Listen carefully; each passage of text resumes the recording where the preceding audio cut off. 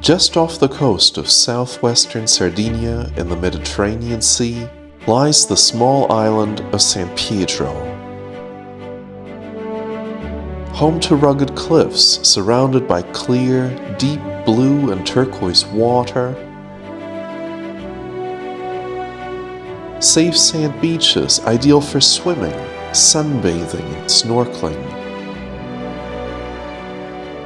beautiful hidden bays, Italy's westernmost lighthouse perched on a cliff top high above the Mediterranean, as well as the quaint town of Carloforte, which counts amongst the prettiest in all of Italy. San Pietro Island is a must-see destination which we decided to discover by bike.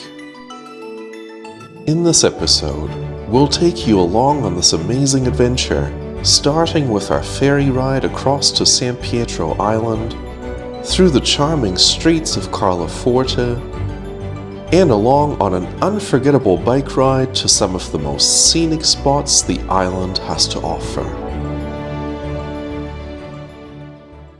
The only way to get to San Pietro Island is by ferry. You can either take the ferry from Portovesme on the island of Sardinia to the east, or from Calasetta on Sant'Antioco Island to the south. Since we were staying in Sant'Antioco, we decided to drive to the port of Calasetta, where we were able to park our car for free all day long. Ferry ticket prices vary depending on the season. We went in the high season and paid €13.30 for round-trip tickets per person. If you would like to take your car across, you will need to add another €21. For current prices and schedules, check the Delcomar website, which you can find in the description below. We took the earliest ferry of the day, which departs Calasetta at 7:35 a.m. On board, the ferry is fully equipped with plenty of seating and a kiosk where you can buy something to eat and drink. If you prefer, you can enjoy the sea breeze outside, along with beautiful views back towards Calasetta to the south, towards the Sardinian mainland to the east, and of course towards San Pietro Island to the north.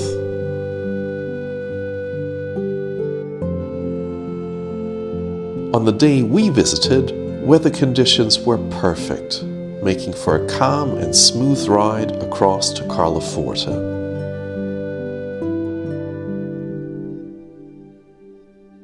After about half an hour, the ferry entered the port of Carloforte. Then it was time to disembark and start our one-day adventure on the island.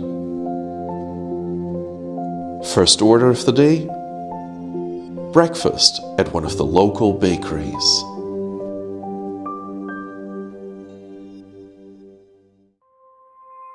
After that, we were ready to begin our tour with a walk through the historical old town of Carloforte.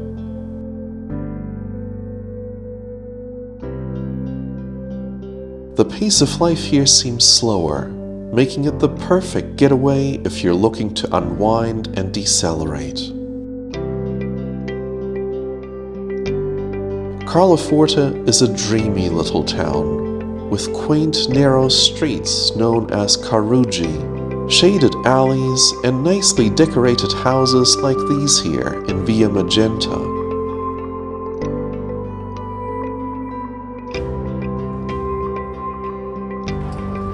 Along the ocean front, cafes, restaurants, bars, and ice cream parlors offer a variety of delicious food options, views of the port included.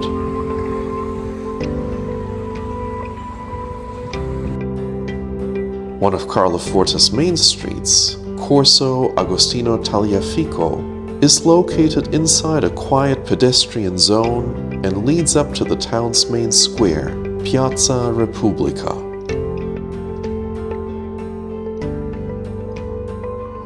The large circular benches in the square are known as barufi and are a popular place to sit and relax.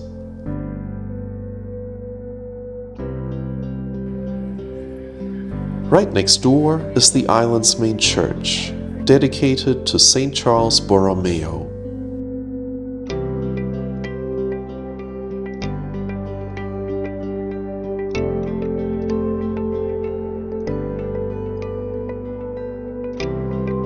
The Ligurian architectural style and colorful houses are a reminder of the fact that the island was settled by people originally from around Genoa in northern Italy in the 1700s.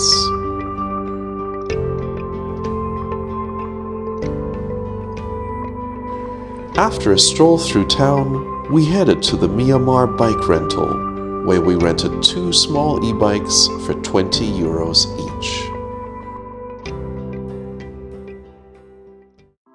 With those, we were off on our bike ride to discover the rest of San Pietro Island.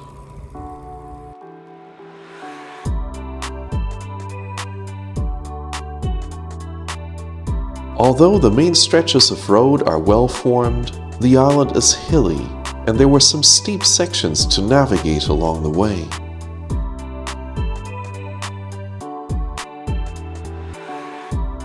Initially, the road passes through forested areas that offer a comfortable level of shade. After a while, the forest gives way to a rockier and more arid landscape closer to the island's west coast.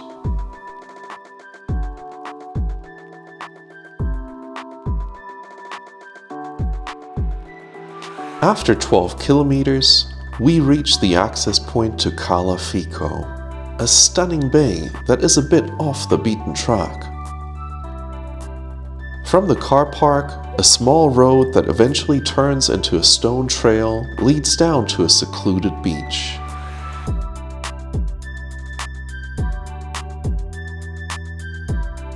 There's hardly any shade here, so the sun can feel relentless. The heat radiating off the rocks was sweltering despite the breeze.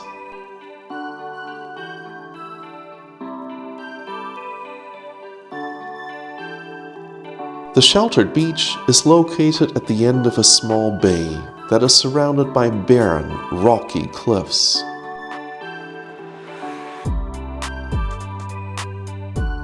But the true star of Cala Fico is the crystal clear water with its intense emerald color.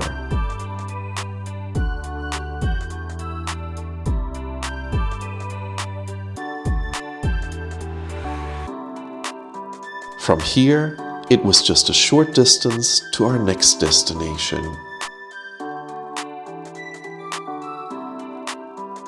Another 2 kilometers down the road is Capo Sandalo.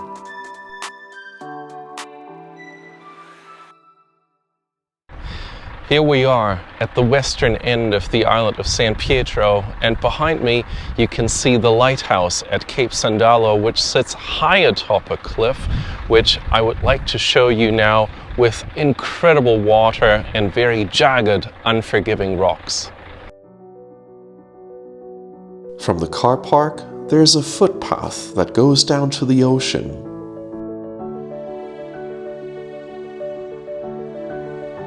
But apart from that, the water is more or less inaccessible from here. The cliffs along this stretch of coast are steep and dramatic. The lighthouse that was built back in 1864 helps ships steer clear of the dangerous rocks in this area.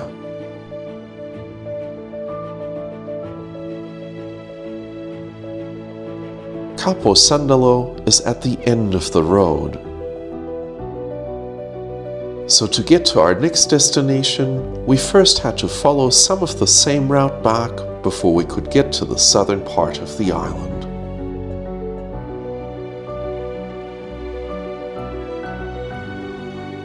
By the time we reached the Bua Marino cliff on the southern coast, we'd already biked almost 30 kilometers.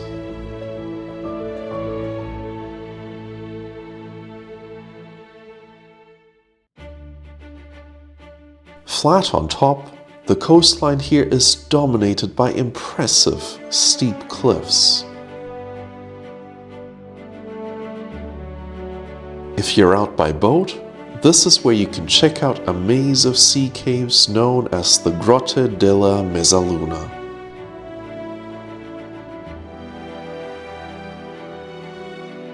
Viewed in the right light, the water of the Mediterranean is a mixture of emerald and turquoise, which contrasts with the almost pink color of the rocks.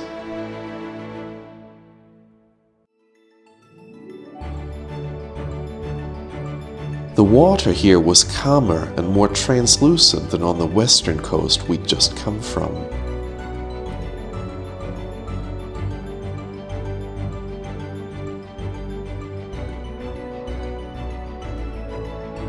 The people on this boat would have had almost perfect conditions for swimming in the pristine water.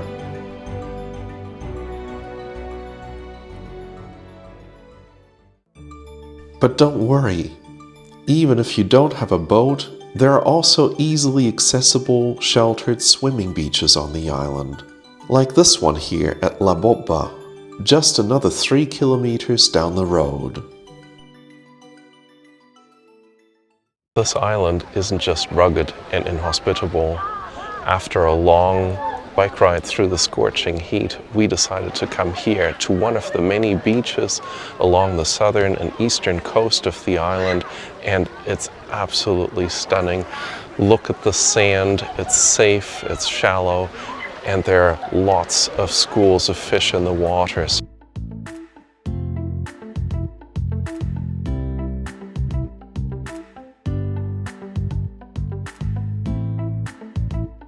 We had a great time snorkeling at the beach and cooling off from our bike ride, while at the same time admiring many different types of fish up close.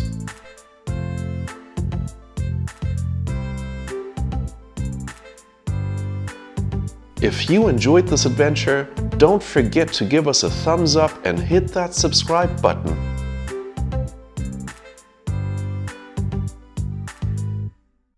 Then, it was time to head back to Carloforte and return our bikes after completing our 39-kilometer loop around the island. By 5:10, we were back on the ferry, leaving the port of Carloforte.